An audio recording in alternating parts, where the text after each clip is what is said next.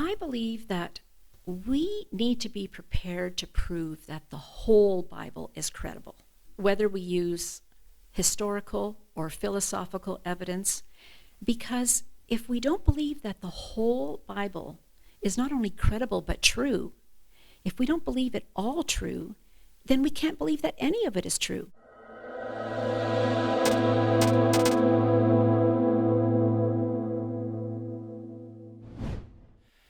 So I think there's so many different variances of what apologetics means. I think there actually is an official definition, but curious your thoughts, like what is apologetics to you and why is it important?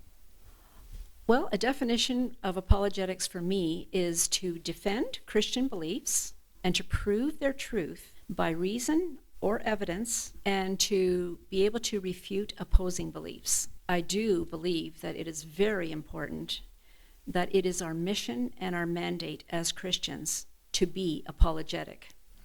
I think of a verse in 1 Peter 3:15, and a paraphrase of it would be, "Always be prepared to give a defense to anyone who asks you to give an account or a reason for the hope that is in you."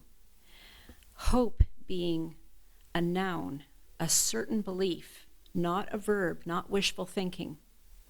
So that couldn't be stated any more clearly how important it is for every Christian to be apologetic.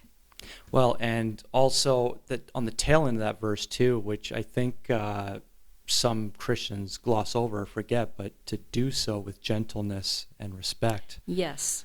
And I think a lot of people focus on that first half, which is good. That's actually the verse correctly for apologetics. But that tail end, I think sometimes they forget that part. Exactly. We get so passionate about our beliefs that we have to be very careful, that we have to remember what our motive is.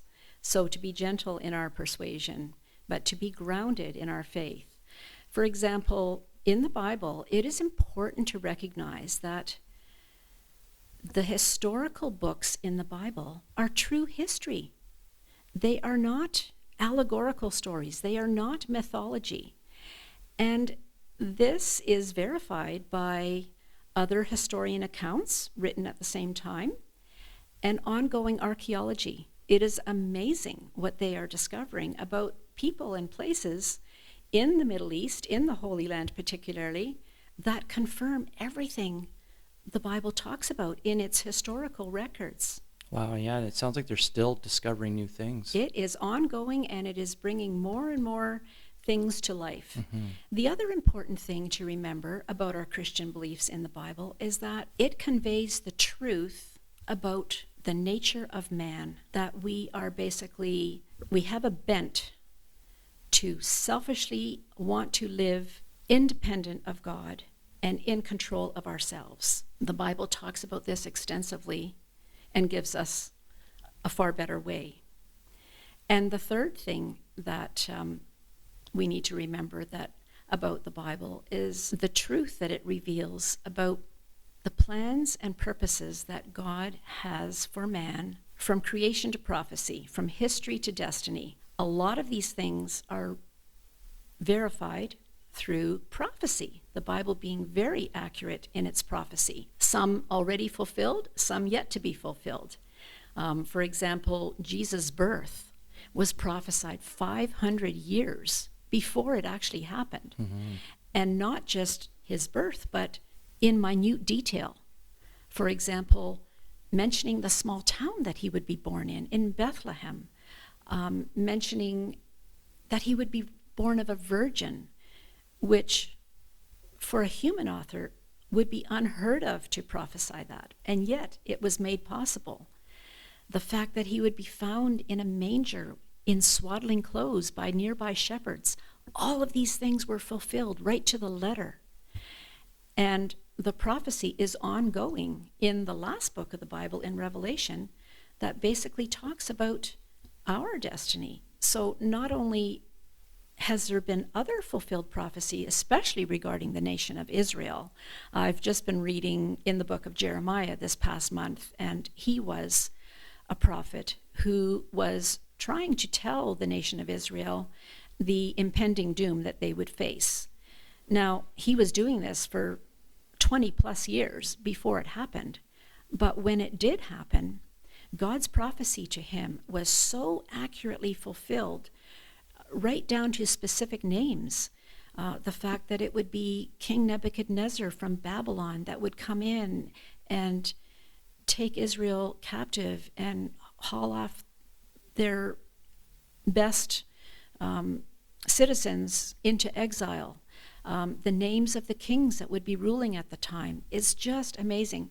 And regarding our prophecy in the Bible, some people believe that as we speak today, we are seeing signs, initial signs of our future being fulfilled. And so having said all that, what would be some of the reasons why apologetics is so important? Well, I believe that we need to be prepared to prove that the whole Bible is credible, whether we use historical or philosophical evidence, because if we don't believe that the whole Bible is not only credible but true, if we don't believe it all true, then we can't believe that any of it is true. We can't pick and choose what we think might be true and what we think isn't true. But other than that, I believe that the overruling message in the Bible, from history to prophecy, is basically God's message of grace to mankind. So we want to show others that this message is credible, that it is truthful, so that they can understand it, accept it, embrace it, be transformed by it, and commit their futures into the hand of God. So as you were alluding to earlier when you said we have to remain gentle as an apologetic, our motive is love in all of this. So many other religions and cults are apologetic for a different purpose. They want power and mind control over people, whereas the Christian faith basically is grounded in the fact that our motive is love for God, for His truth, and for other people. We want them to embrace God's message of grace for them so that they can live better lives and be in relationship with their Creator. Yeah, because I don't think it's ever had to have been about being on the offense, but more about being on the defense. Not that we have to defend God or anything. No. But But granted, there are many things that we do accept by faith, and faith isn't a tangible thing, but we see the evidence of faith. Just like wind, you can't see wind, but you see evidence of what it can do. So the thing that I like to remember is, until any part of the Bible can be proven to be untrue, it remains true.